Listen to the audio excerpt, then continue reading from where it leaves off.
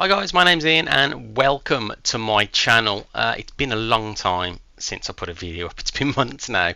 I've been trying to get on here, but I haven't had the capacity. Been a lot going on. I'm not going to make excuses. I'm sure the vast majority of you just want to check the trailer out. But we are back with a new trailer, Banishers Ghost of New Eden. Now, I've seen bits and pieces of this as the months have gone on. I've kept an eye on this, but they've just released a new trailer. This is a bit of a gameplay overview trailer, so let's just get into it now and we'll have a discussion after.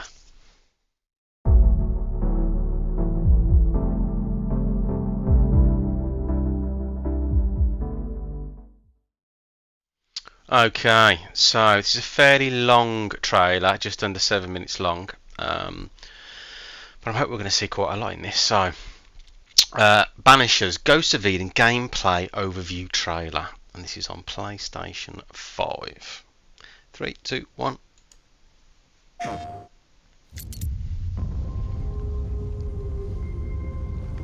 you see it? Not yet. Focus Entertainment. Good developers, man. Nuns if we do.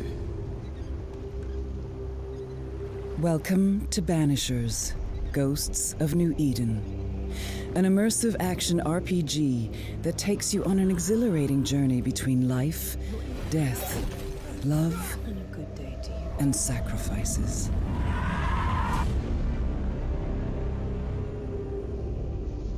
You assume the roles of two Banishers, a couple who are experienced spirit hunters, entrusted with the daunting task of lifting a malevolent and ominous curse.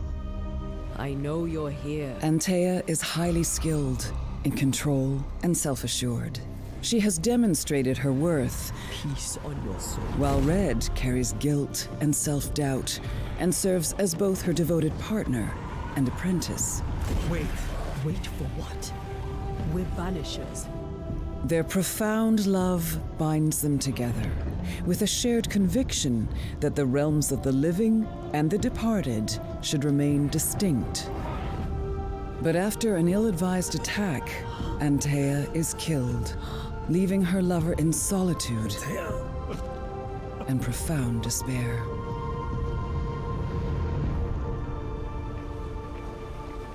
Unable to move on to the next plane of existence, she returns to Red as the thing she despises most, a ghost. Torn between their vows to protect the living from malicious spirits and the nightmare of Antea's condition, they wander the eerie wilderness of North America, I don't know whether it's just seeking to me. liberate her from her new plight, whatever the price to pay. I am getting God of War vibes from this, very strangely. While the Banishers adhere to the mantra of life to the living, death to the dead, your own affliction may lead you down a darker path when you find yourself confronted with the daunting choice of sacrificing the living to sustain the love of your life with their souls. Guilt taints not only the lives of others, but also your very own. How far will you go to save Antea? You embark on a powerful adventure where love and grief shape your story. We made an agreement. Are you having second thoughts? Explore the beautiful lands of New Eden, trapped between the realms of the living and the dead. It does look gorgeous. To the end. I'm not too sure what Uncover engine this secrets, is on, but navigate mysterious landscapes, and meet memorable but tormented characters whose fate rests in your hands. Who are you? Why do you follow me? Each one of them has their own story and a profound personality. He's lost his head. Nothing. I'm a monster. Needing a thorough understanding of their motivations before taking any decisions. You can't come in. Back you! a monster! Your choices carry substantial consequences that must be taken seriously. Come no closer! But who shall judge you, Banisher, when judgment time has come? Wonder if there's going to be As they face life different or death endings to this then. situations, will you hold them responsible? You are no more. Even if it means sacrificing their lives for their actions. Will you banish the souls of the departed, I banish. condemning them to suffer in the void, consumed by torment? Or will you choose to elevate these souls, Go in peace. freeing them from eternal sorrow, granting them serenity? New Eden is full of occult dangers, and not every wandering soul is willing to cooperate. Play as both characters, combining Red's weaponry with Antaea's supernatural powers. A mix of combat styles are available, thanks to Red's rifle, sword, and firebane. Alongside Antaea's getting ethereal attacks, unleash devastating some big spiritual God of War abilities, vibes in this, from gotta say. teleportation And that's to not a bad spectral thing damage at all. zones. Upgrade your arsenal. Time for me to shine. I'm going to need a hand here. As you face increasingly malicious foes.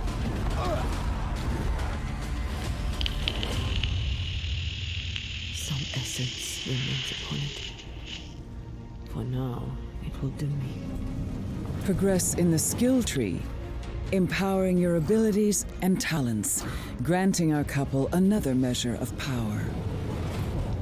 Antaea's abilities extend beyond combat, giving her the possibility to navigate New Eden with greater ease.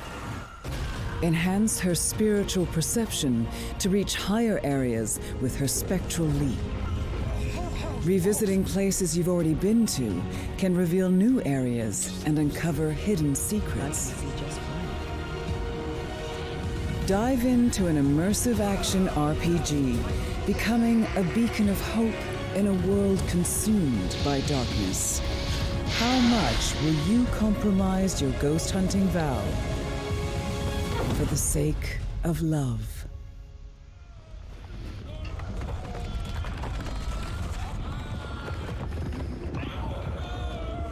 So yeah. You always think you have more time, and suddenly you don't. Okay. Right, okay. So, pre-order now, November 7th. So it's coming out very soon.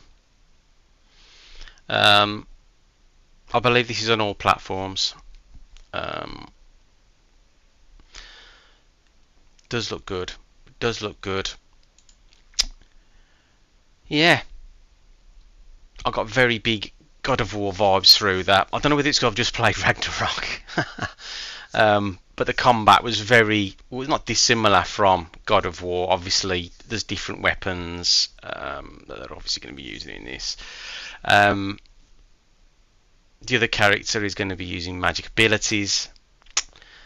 So, yeah, it's quite a good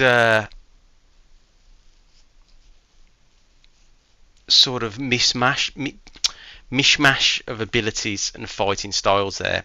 As I said, this is going to be coming out on all platforms as far as I know. You'll be able to get this on Steam, PlayStation 5, Xbox.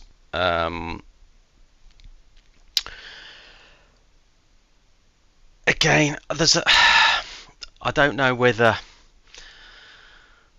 this could be a very much a story-driven game. Obviously, there is a big story to it. It's whether that story is compelling enough to be able to drag you through it. On the surface, it looks like it will be. Something a little bit different as well. There's obviously a bit of a love story. Yeah, I think if the story is strong enough, it can pull you through.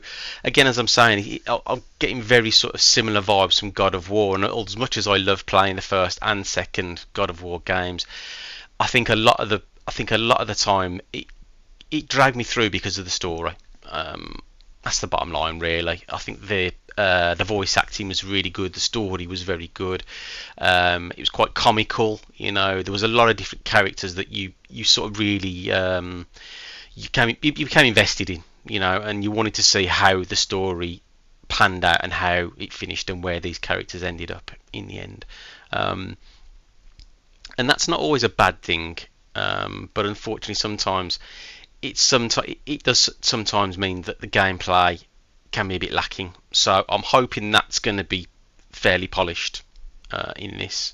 It can't all be about the story, as I'm sure it's probably going to be a really good story, and